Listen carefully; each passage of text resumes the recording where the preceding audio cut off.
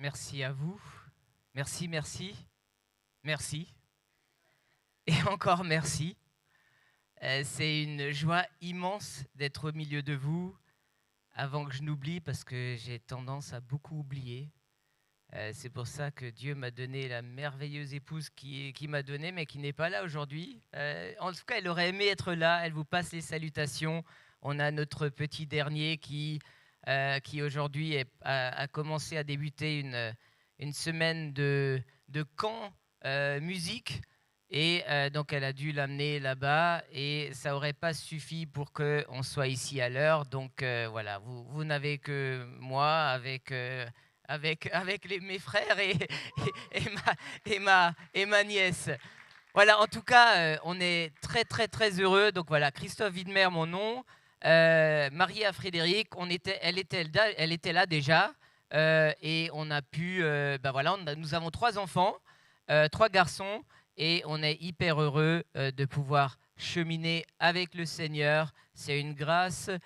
Dieu nous a fait la grâce de pouvoir démarrer l'Église à la maison et donc notre lieu d'habitation et en même temps l'Église. Et Dieu a fait la grâce que maintenant on va changer. On est dans des travaux de construction, de rénovation pour qu'on ait un endroit plus adapté. Et voilà, en tout cas, nous, on est très, très heureux de ce contact. On a accueilli plusieurs fois David, Claudia, les enfants. Et merci pour le service. Nous en avons été bénis.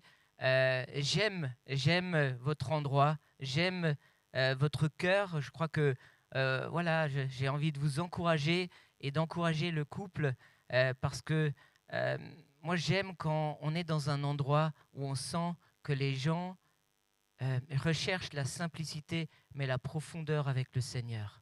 Des choses simples. Je crois que les choses les meilleures, c'est toujours les plus simples. Les choses simples sont les meilleures quand elles sont faites dans la vérité et dans l'authenticité. Et ça, on le ressent. C'est pour ça, moi, je crois. Je crois en la croissance. Je crois qu'il y a des choses qui ont été proclamées, qui vont arriver, qui sont en train d'arriver et que Dieu va continuer d'agir. Alors soyez encouragés, soyez bénis. J'ai envie de dire, j'ai vécu mon 3e culte aujourd'hui. Mon premier culte, c'était ce matin. On a eu un très bon culte dans la présence de Dieu. Dieu nous a surpris. Dieu a vraiment visité. On a une visitation de l'Esprit de Dieu assez forte. Et on était très heureux de cela. Et ensuite, mon 2e culte, je l'ai vécu dans ce temps de prière en haut. C'était un temps de culte. Il y avait tout. Il y avait la louange, il y avait un enseignement, il y avait des exhortations. Il n'y avait juste pas la musique, mais les chœurs qui chantaient dans la prière. Et Dieu a parlé. Et Dieu a parlé. Et moi, je me suis dit, mais je me réjouis dans ces temps. En plus, la salle était remplie. Et moi, je crois que je me réjouis au moment où c'est temps de prière. Il y aura tellement de monde qu'il faudra le faire ici. Et plus en haut. Hein. Amen. Amen. Qui est OK pour ça, hein? Amen. OK. Voilà. Et Dieu a parlé. Et ensuite, on vit le 3e culte ici, qui était excellent. Bravo. Bravo à cette capacité de se lâcher devant Dieu, de chercher dans la douceur sa présence, mais en même temps cette force tranquille qu'est le Seigneur. Amen. Donc bravo, bravo, merci de nous avoir amenés là-dedans. Voilà. Il n'y aura pas d'enseignement ce soir. Alléluia. Vous pouvez dire merci à Claudia. Parce que dans le temps de prière, je me suis noté, hein, dans ce temps de prière, elle priait, Seigneur, on n'a pas besoin d'un enseignement, on n'a pas besoin d'un enseignement en plus ce soir. On a besoin d'une révélation. Et je me suis dit, mais oui, Seigneur, c'est ce que tu m'as demandé de préparer, d'amener. Donc, le thème que j'aimerais apporter ce soir, c'est un peu le fruit d'une réflexion que j'ai démarrée dans l'Église. J'avais à cœur pour le début d'année de faire un peu une série de prédications sur un certain passage. Et donc, ceux qui m'accompagnent ont entendu certains principes, certaines notions, mais ce soir, ce sera quand même différent. Et en fait, ce soir, j'aimerais nous encourager, vous dire, vous proclamer, j'aimerais faire un acte spirituel, de proclamer des choses que vous savez, Peut-être il y aura l'une ou l'autre aspect qui sera un petit peu nouveau, parce qu'on apprend toujours. Vous pouvez même apprendre d'un petit Français. Voilà. Et d'un Alsacien. Mais parce que quand on a un cœur qui veut apprendre, on apprend toujours. Mais ce soir, le but, c'est vraiment de proclamer des vérités spirituelles que vous savez, que vous avez déjà entendues, mais dans lesquelles on veut entrer encore davantage et dans lesquelles on veut vivre pour l'avancement du royaume de Dieu et pour la victoire que Jésus veut donner à chacun. Amen. Alors, on se prépare à juste entendre des choses qu'on a déjà entendues, mais essayons de les capter dans l'onction de l'Esprit de Dieu. Alors, si je devais donner un thème à ce message, ce serait l'autorité libératrice. L'autorité libératrice. Ça pourrait être, on pourrait considérer que c'est limite une contradiction. Parce qu'une autorité, comme on la connaît souvent dans le monde, c'est pas forcément pour libérer. Une autorité, souvent, l'autorité est vécue de telle manière dans le monde parce que l'ennemi a changé les principes de Dieu. Dieu donne des principes qui sont bons et l'ennemi les détourne pour les amener à faire souffrir les gens. Et je crois qu'aujourd'hui, beaucoup de personnes souffrent d'autorité. Beaucoup de femmes ont souffert sous l'autorité de leur mari. Ou peut-être inversement, beaucoup d'enfants ont souffert sous une version autoritaire d'un parent. Beaucoup de personnes, je travaille dans les ressources humaines, beaucoup de personnes souffrent quelquefois de l'autorité abusive d'un patron. Beaucoup de personnes souffrent de l'autorité abusive. Des cœurs, des enfants ont été dégoûtés de l'école parce qu'ils ont eu un moment dans leur jeune enfance, un professeur, un instituteur, une institutrice qui a exercé une autorité mais de la mauvaise manière. Et donc, l'autorité est souvent vue, même des fois dans l'Église, ça crispe un tout petit peu. Quand on parle de soumission, quand on parle d'une autorité, on sent des fois une forme de crispation. Alors qu'en fait, l'autorité pensée comme Dieu la pense, c'est juste excellent. L'autorité de Dieu, c'est cette autorité qui libère. L'autorité que Jésus a exercée était toujours là pour aimer et pour libérer, et pour délivrer, et pour guérir, et pour fortifier, et pour renouveler, et pour faire que les hommes et les femmes peuvent se tenir droit devant lui. Amen. Alors j'aimerais lire ce passage de commencement. Donc je sais que je vais essayer de tenir le timing. Il ne faut pas trop me dire ça en fait. Ah oui, mais... Parce qu'en fait, vous avez un inconvénient, c'est que ma femme n'est pas là. C'est elle qui me fait des signes, en fait. Donc, Matthieu chapitre 21. Matthieu chapitre 21, versets 17 à 22. Et c'est un texte que j'ai redécouvert et sur lequel qui était un peu le départ de cette réflexion. Matthieu chapitre 21, versets 17 à 22. Et les ayant laissés, donc il est question de Jésus, il sortit de la ville pour aller à Béthanie, où il passa la nuit. Le matin, en retournant à la ville, il eut faim. Voyant un figuier sur le chemin, il s'en approcha, mais il n'y trouva que des feuilles. Et il lui dit que jamais fruit ne naisse de toi. Et à l'instant, le figuier sécha. Les disciples qui virent cela furent étonnés et dirent « Comment ce figuier est-il devenu sec en un instant ?»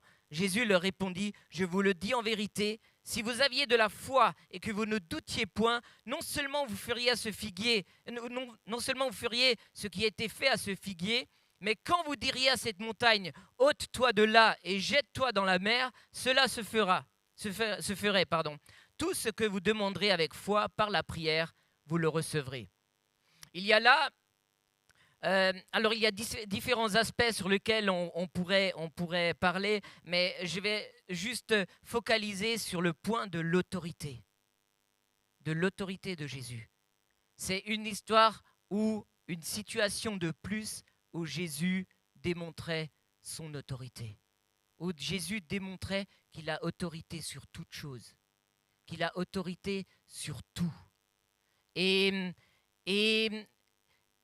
nous voyons dans l'Acte des Apôtres, chapitre 10, je vais juste lire 2-3 versets pour poser le contexte. Actes chapitre 10, verset 38. Actes chapitre 10, verset 38. Il est écrit et vous savez comment Dieu a oint du Saint-Esprit et de force Jésus de Nazareth, qui allait de lieu en lieu, faisant du bien et guérissant tous ceux qui étaient sous l'empire du diable, car Dieu était avec lui. Jésus qui a l'autorité pour libérer de la domination de l'ennemi. Amen. C'est ça qu'il fait.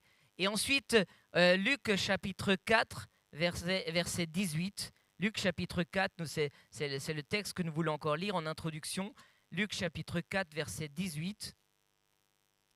Là, où on peut lire à partir du verset 14. Jésus, revêtu de la puissance de l'Esprit, retourna en Galilée et sa renommée se répandit dans tout le pays d'alentour. Il enseignait dans les synagogues et il était glorifié par tous. Il se rendit à Nazareth où il avait été élevé et selon sa coutume, il entra dans la synagogue le jour du sabbat. Il se leva pour faire la lecture et on lui remit le livre du prophète Ésaïe. L'ayant déroulé, il trouva l'endroit où il était écrit « L'Esprit du Seigneur est sur moi, parce qu'il m'a oint pour annoncer une bonne nouvelle aux pauvres. Il m'a envoyé pour guérir ceux qui ont le cœur brisé, pour proclamer aux captifs la délivrance et aux aveugles le recouvrement de la vue, pour renvoyer libres les opprimés, pour publier une année de grâce du Seigneur. » Ensuite, il roula le livre, le remit au serviteur et s'assit. Et là, il dit, j'aime ça. Tous ceux qui se trouvaient dans la synagogue avaient les regards fixés sur lui. Ça a dû être impressionnant ce moment, parce qu'ils ont compris qu'il y avait là quelqu'un qui ne parlait pas comme tous les autres prédicateurs. Il y avait là quelqu'un qui parlait avec autorité. Et c'est ce qu'il disait. Mais qui est cet homme ? Il ne parle pas comme les scribes. Il ne parle pas comme ceux qui d'habitude nous parlent. Il parle et on sent que quand il parle, il y a une autorité qui transperce nos cœurs. Et que le Seigneur nous fasse grâce, à nous qui prenons la parole, d'être dans cette onction, à nous qui chantons. Nous ne sommes pas là pour nous montrer, nous sommes là pour parler, pour décliner cela, pour envoyer cette dimension-là dans l'Église, pour la vivre nous-mêmes et l'envoyer. Alors je reviens sur ce point, Jésus a toute autorité. Amen. Est-ce que l'Église est... Il y en a un qui est d'accord ? Alors Jésus a toute autorité. Amen. Amen, amen. Et cette autorité-là, cette vérité-là, il l'a démontré. Donc Jésus a toute autorité et montré qu'il avait l'autorité sur la nature. Quand le vent et quand il y avait la tempête, vous vous souvenez, il parlait au vent et le vent s'est arrêté. Il avait autorité sur les maladies. Il avait autorité sur Satan. Il a autorité sur les démons, sur les puissances des ténèbres. Il a l'autorité sur la nature. Il a l'autorité sur la maladie. Il a l'autorité sur le péché. Il a l'autorité sur toute forme de faiblesse, sur les paralysés, sur la paralysie, sur toute forme de mal, sur toute forme sur la dépression, sur toute forme qui est là, que nous connaissons peut-être, que nous-mêmes avons vécu, que nous voyons des gens vivre actuellement, pour lesquels nous prions pendant nos réunions de prière. Toutes ces choses-là qui sont là et qui amènent de la souffrance dans la vie des gens, Jésus a toute autorité sur ces choses-là. Et Jésus a autorité sur toute puissance. Et Dieu, et Jésus lui-même a dit, tout pouvoir m'a été donné, tout pouvoir, dans les cieux et sur la terre. Et là, dans cette situation, les disciples, ils ont vu beaucoup de choses. Mais je pense que chaque jour qu'ils marchaient avec Jésus, il y a quelque chose qui les surprenait. Parce qu'ils ont vu déjà Jésus guérir des malades. Et là, il y a cette situation avec ce figuier, avec cet arbre, qui n'apporte que des feuilles. Mais Jésus, il ne veut pas que des feuilles, il veut des fruits. Ça pourrait être le sujet d'une prédication. Hein. On s'est compris. Hein. Les feuilles, c'est l'apparence. Le fruit, c'est le contenu. Et donc, et Jésus parle à cet arbre et l'arbre obéit. L'arbre obéit, il meurt. Jésus parle et cela arrive. Parce qu'il y a de l'autorité dans sa parole. Parce que ce que Jésus dit, rien ne résiste. Jésus a toute autorité et Dieu a tout créé comme cela. Mais est-ce que Jésus a vraiment autorité sur tout? Je crois que Jésus, il a autorité sur tout, sauf sur quelque chose. Sur nous. Jésus a autorité sur tout, mais dans son autorité, il t'a, à toi qui es là, donné la possibilité de le rejeter et de lui résister. Vous savez, on a un agriculteur qui vient à nos réunions de prière. Il a dit, vous savez, l'avantage d'être agriculteur, c'est que quand une vache a un problème, elle ne peut pas refuser que je prie pour elle. Donc il a dit, donc ça marche. Elle peut pas. Et en plus, quand je prie pour mes vaches, elles ne peuvent pas résister par incrédulité ou par doute. Elle a dit, c'est beaucoup plus facile avec les animaux qu'avec les humains. Mais il y a peut-être un tout petit peu de vrai. Et il était tout content de nous dire ça en fait. Hein? Mais c'est vrai, c'est que Jésus a toute autorité, mais il a donné à l'homme la possibilité de ne pas accepter son autorité. En tout cas, le temps sur cette terre, parce que viendra un jour où tout genou fléchira. Est-ce que quand je dis ça, j'ai l'habitude de dire, mon frère, ma sœur, toi, mon ami qui est là, peut-être qui n'a pas encore fléchi les genoux devant Jésus, il vaut mieux le faire de manière volontaire sur cette terre que de devoir le faire au ciel.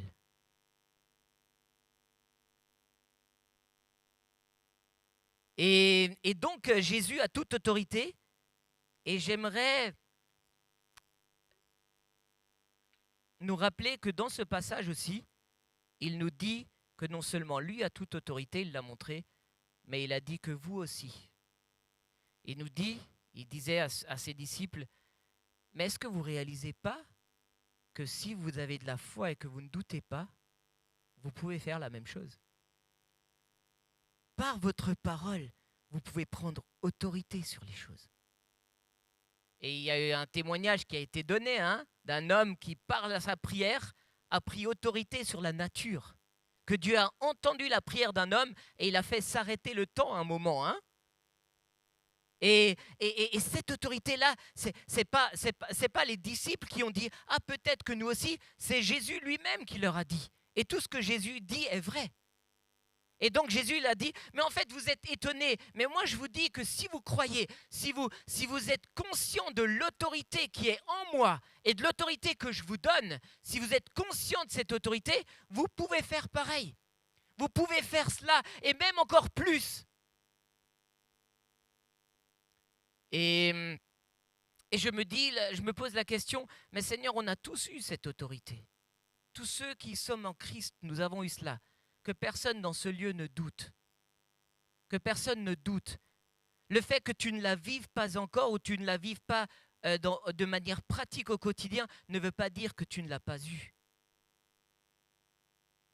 Et donc je me suis dit, mais Seigneur, si on a tous eu cette autorité en toi, en plus on est baptisé du Saint-Esprit, on a reçu le Saint-Esprit, on le cherche, mais pourquoi est-ce qu'il nous est difficile en tant que chrétiens encore de vivre cette dimension de puissance et d'autorité que tu as?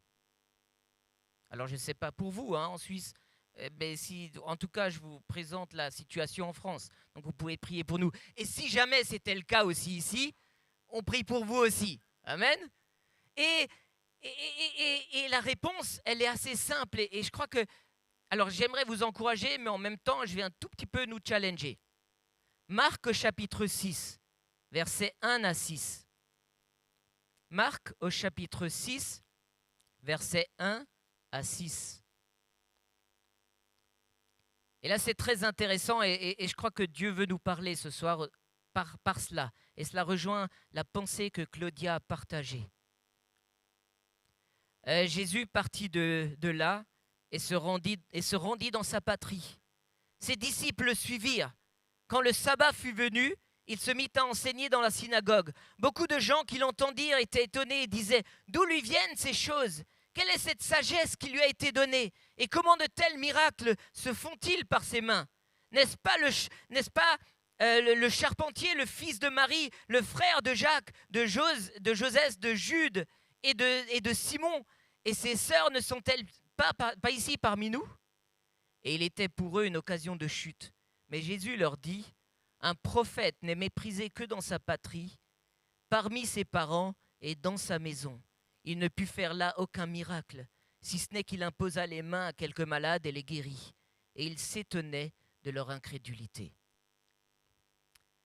Je ne sais pas ce que vous pensez de ce verset, mais moi, en me préparant, il m'a quand même un peu challengé. Hein, parce que quand même, il y a là une réalité qui peut-être pour nous, en tant qu'enfants de Dieu, nous devons entendre et qui peut-être n'est pas très plaisante, mais en même temps, ça dépend toujours de comment on la prend.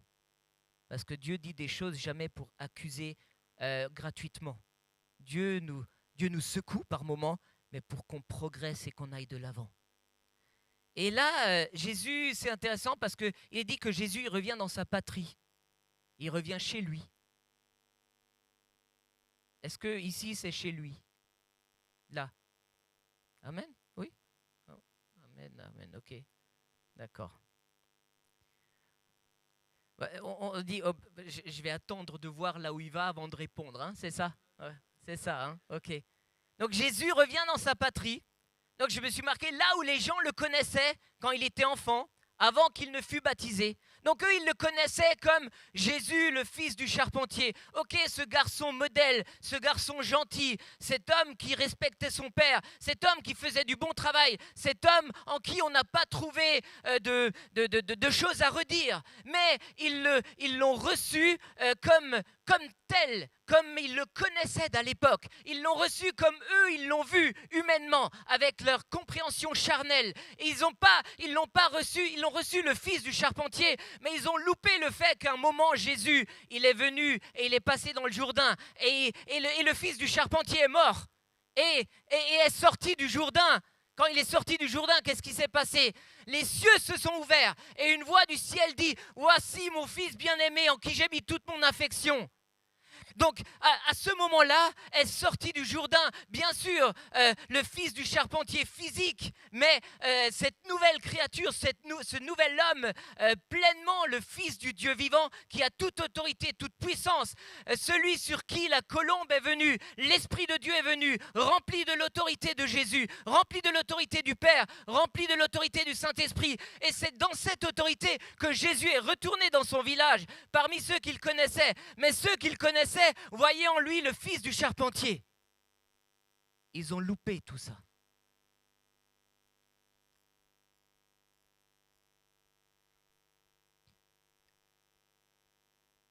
Alors nous ici, comment recevons-nous Jésus? Selon ce que nous connaissons de lui, selon ce que nous a été appris, selon ce que nous avons jusqu'à présent compris de lui, selon ce que nous avons expérimenté de lui, ou est-ce que nous le recevons dans une révélation nouvelle, spirituelle, une révélation de qui est réellement celui que nous adorons? Qui est réellement celui qui est là au milieu de nous?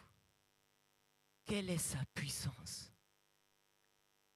Est-ce que je le reçois moi et je l'accepte comme celui qui correspond à ce que moi je pense de lui, ou est-ce que je l'accepte comme il est réellement?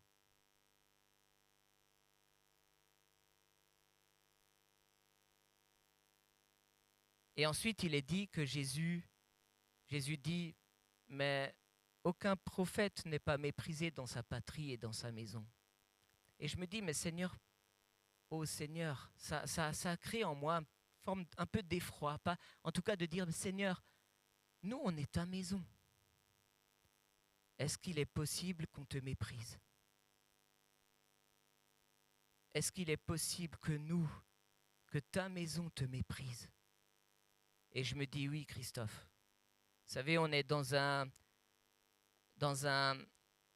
comme je l'ai dit, on est dans un temps de construction, un nouveau bâtiment pour accueillir plus de monde. Et lorsqu'on a cherché du financement en France, c'est très difficile de trouver du financement dans les églises, parce que les banques sont assez contre pour les églises. Et en fait, on a commencé à demander à certaines banques, et les réponses, et on demandait des montants assez restreints pour pouvoir vraiment juste faire des premières étapes. Et les banques nous ont dit non. Et ensuite, on a enfin trouvé une banque qui était d'accord. Et ce que nous avions demandé, c'était juste le nécessaire, le minimum pour pouvoir faire ce qu'il fallait faire pour la prochaine étape. Parce qu'on a deux projets. On a un projet de construction d'un nouveau bâtiment, ça coûte beaucoup, beaucoup d'argent, et un autre projet de réhabilitation qu'on utilisera en tant que lieu de culte de transition. Et donc, nous, on a demandé de pouvoir faire la première étape. Et l'année dernière, en décembre, j'ai recontacté parce qu'on commence à lancer les choses et on a senti dans notre cœur qu'il fallait qu'on continue le projet, qu'on n'attende pas. Et donc, j'ai redemandé la banque. Et la banque je leur dis, mais en fait, comment on fait pour avoir un crédit supplémentaire et ainsi de suite. Et ensuite, c'est la banquière. Dieu m'a parlé au travers de cette conseillère en banque. Et je me suis dit, mais en fait, oui, elle a raison.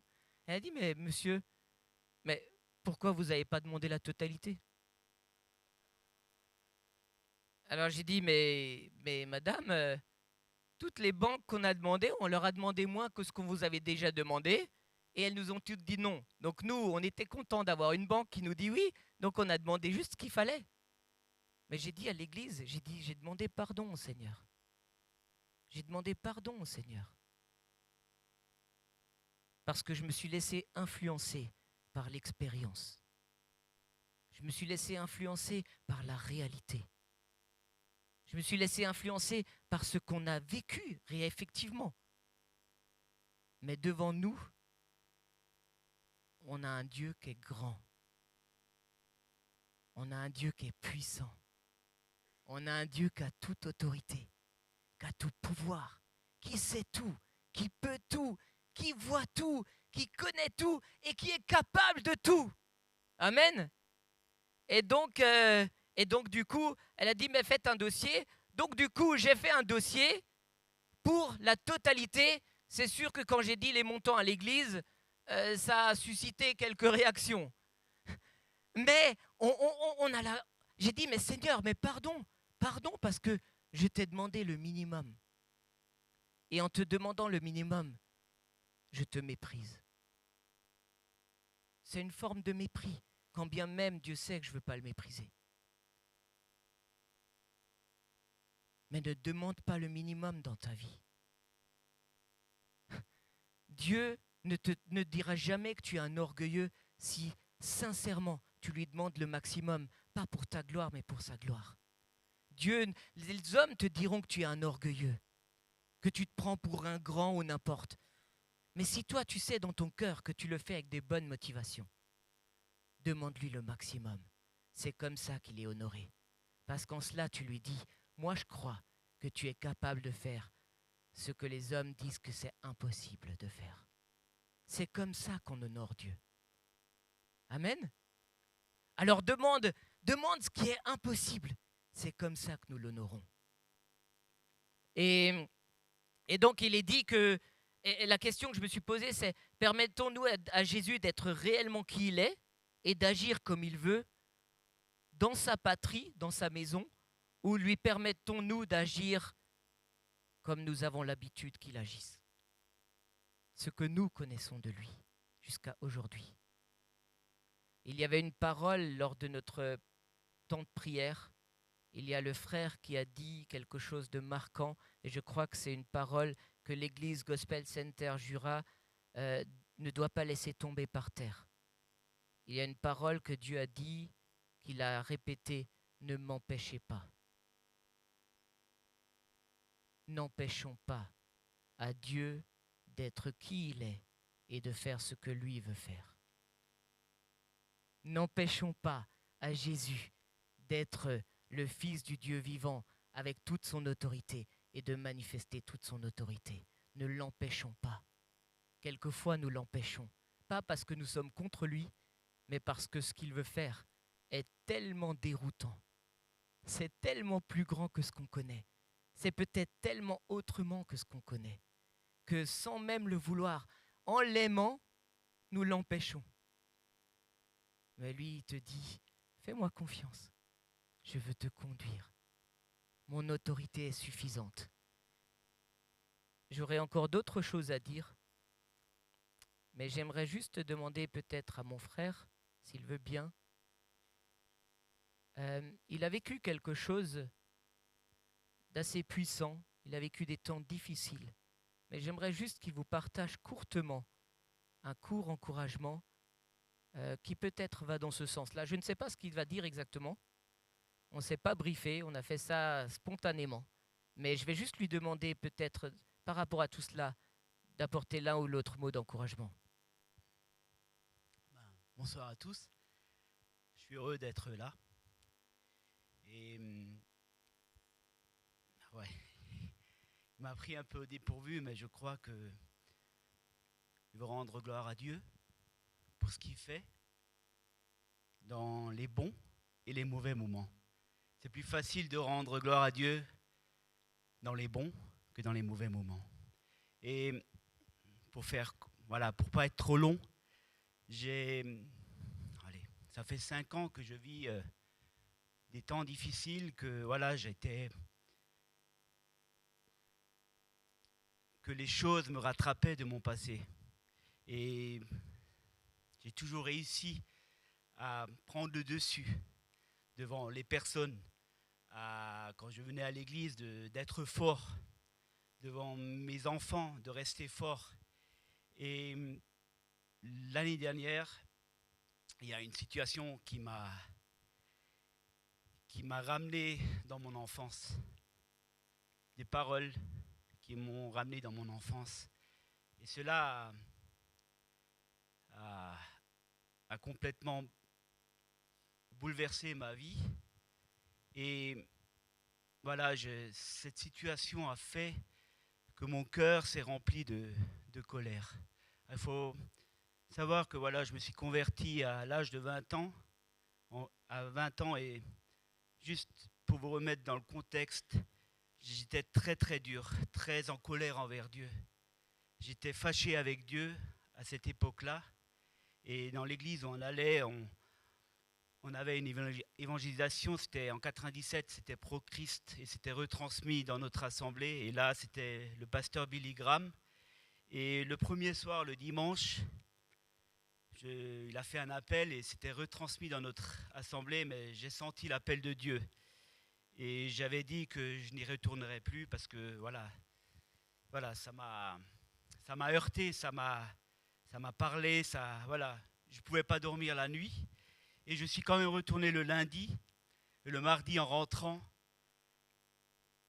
Je sais que Jésus m'appelait tous les jours, dans la journée. Il me parlait, je faisais que penser à ça. Et en rentrant, il pleuvait, je roulais vite avec la voiture. Et ma voiture s'est déportée. Et j'ai lâché le volant et là, j'ai dit Jésus. Et la voiture s'est remise sur l'autre côté. Et je savais qu'à cet instant, si j'avais fait un accident et ça aurait été fatal, je serais allé en enfer. C'est devenu clair, je savais. Et alors, je suis retourné le dernier soir, je me suis avancé et j'ai donné ma vie à Christ. Et à ce moment-là, j'avais envie de partir. J'avais envie d'aller directement chez lui. C'est dur à comprendre, mais j'avais envie de mourir sur le coup. J'avais envie de partir. Et parce qu'il y a une telle paix qui est venue et un tel bonheur dans mon cœur que c'était merveilleux. Et avec le fil des années, je me suis marié, j'ai eu mes enfants, j'ai eu mes 3 enfants, j'ai 2 garçons et ma fille qui est là. Et avec le temps, j'ai continué ma vie, mais j'ai servi le Seigneur et l'année dernière, voilà, c'était très très compliqué parce que j'ai pardonné à cette personne qui m'a fait beaucoup de mal. Mais ce que j'ai pas réalisé, que c'était mon cœur était blessé. Mon cœur était très très blessé. Et voilà, ça c'est quelque chose que j'ai pas réalisé. Et ça m'a remis dans de la colère envers Dieu, la colère envers des situations où j'ai pas compris, où je me suis dit Seigneur, j'ai pardonné. Pourquoi? Il y a des choses qui sont revenues que voilà, qui m'ont fait souffrir et ça m'a emmené dans une sorte voilà, je suis rentré dans un état dépressif. Et voilà, ma femme m'a beaucoup soutenu, m'a beaucoup montré beaucoup de voilà, elle m'a pas laissé tomber, elle m'a vraiment soutenu. Mes enfants aussi ont été voilà, c'est ma fille qui est là, parfois elle essaie de faire des blagues mais voilà, parce que voilà, c'était pas cool pour eux. Quand on est dans un état pareil, c'est terrible pour la famille. Et quand j'allais à l'église, mon cœur était rempli de colère. J'y allais, mais voilà. Et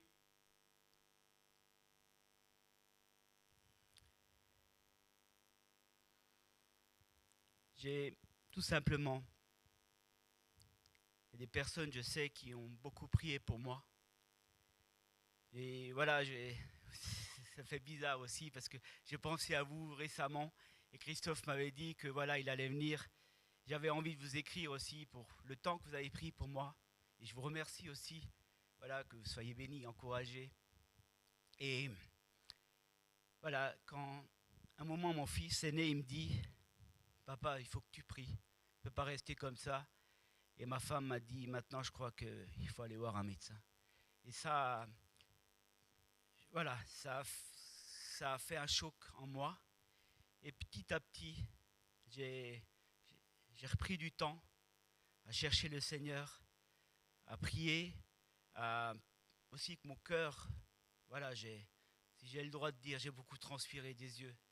J'ai énormément pleuré. C'est quelque chose de voilà, difficile devant l'église parce qu'on a une petite église et voilà, c'est quelque chose que voilà, c'était très dur au compliqué, au début très compliqué de pleurer devant tout le monde, voilà, de tout simplement un moment aussi de dire que ça n'allait pas.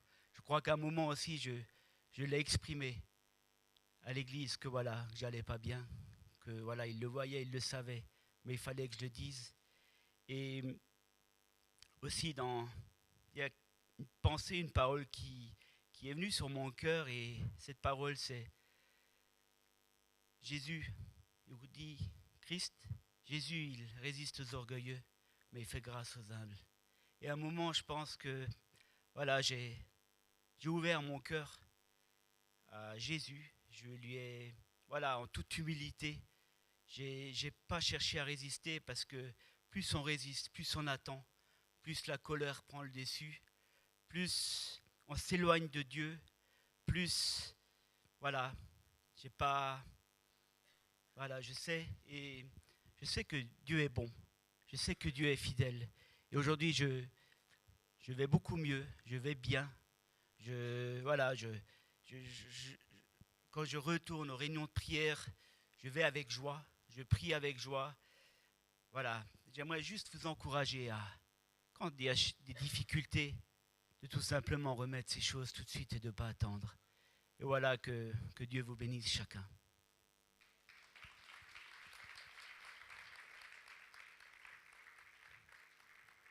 Je pensais que c'était important quand même qu'on entende. Alors, si j'ai pris un peu trop de temps, c'est pas de ma faute, hein. C'est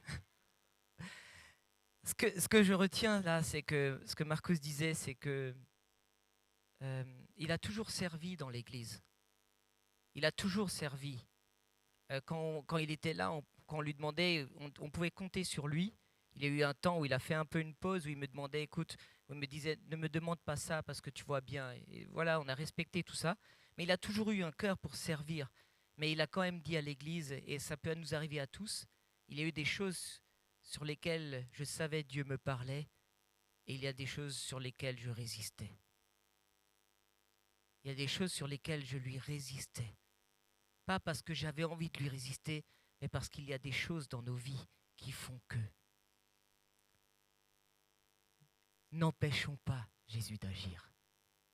Et vous savez, dans ce texte-là, et j'aimerais terminer avec cela, dans cette patrie où Jésus n'était pas accepté, hein, moi, c'est tellement encourageant ce qui est dit. Regardez ce qui est dit. Il ne put faire là aucun miracle, si ce n'est qu'il imposa les mains à quelques malades et les guérit, et il s'étonnait de leur incrédulité. Et je me suis dit, mais Seigneur, pardon, parce que quelquefois, quand on vit quelques miracles, quand on vit de temps à autre une guérison, on a l'impression que c'est super, qu'on est... Hein, mais en fait, ici, toi, tu nous dis que tu pouvais faire aucun miracle parce qu'ils ne croyaient pas, mais bon, tu as quand même fait quelques guérisons et ainsi de suite. Hein. Donc, quand la Bible dit que Jésus pouvait faire aucun miracle, il y a quand même eu des guérisons. Hein. On est d'accord, hein? C'était juste un peu, pas dans une mesure extrême comme on le voyait quand les foules venaient. Mais, et je me dis, mais Seigneur, permets-nous de te recevoir pleinement dans nos cœurs, dans l'Église, comme tu es réellement, pour qu'il s'opère davantage de signes, de prodiges, de miracles et les belles nouvelles choses que l'Église du Gospel Center Jura s'attend à vivre par la puissance du Saint-Esprit. Amen. Amen. Est-ce qu'on peut peut-être se lever ensemble? Et j'aimerais juste peut-être faire un appel, un ou deux appels, et je demanderais peut-être à David ou à Claudia de reprendre la main sur ce temps d'appel. Et je sens dans mon cœur qu'il y a un premier appel à certaines personnes à recevoir Jésus tel qu'il est réellement, en tant que Fils de Dieu dans toute son autorité. Je crois qu'il y a parmi nous, et c'est humain par moments, qu'il y a cette tendance des fois à recevoir Jésus tel que nous voudrions qu'il soit, ou tel que nous l'avons toujours vécu jusqu'à aujourd'hui. Mais nous avons besoin d'une révélation nouvelle dans nos cœurs de qui il est réellement dans toute son autorité. Amen. Et j'aimerais qu'on prenne juste du temps. Et je crois qu'on ne va pas faire quelque chose de compliqué. C'est juste les gens qui veulent se disent « Mais Seigneur, moi je veux ça. Je ne veux pas rester là où je suis. Je ne veux pas rester à la connaissance que j'ai de toi. Mais je veux aller plus loin. Ce soir est pour moi un temps de révélation spirituelle dans mon cœur, en ce lieu. Ce soir, quand je rentre, demain, dans mon temps de prière, une révélation de ce que je sais déjà dans ma tête, mais une révélation nouvelle dans mon cœur. Amen. Par la puissance du Saint-Esprit. Et un deuxième appel de dire « Par la foi, Seigneur, je crois que si tu habites en moi, tu m'as donné ton esprit, tu me donnes l'autorité d'amener la libération autour de moi. Que toute personne qui est dans la domination quelconque, tu m'utilises pour l'amener dans la délivrance par la puissance qui agit en moi. » Est-ce qu'il y a quelqu'un qui croit cela? Est-ce que quelqu'un croit qu'il veut être utilisé, que Dieu veut l'utiliser pour amener la libération et pour amener la liberté là où il y a de la domination négative par la puissance du Saint-Esprit? Amen. Est-ce qu'on peut prier ensemble? Je vais demander aux responsables de l'Église ici de prier parce qu'ils ont l'autorité, ils le savent, nous le savons et nous les encourageons dans l'autorité qu'ils ont par la puissance du Saint-Esprit. Et c'est Jésus qui est glorifié et qui sera glorifié encore et encore.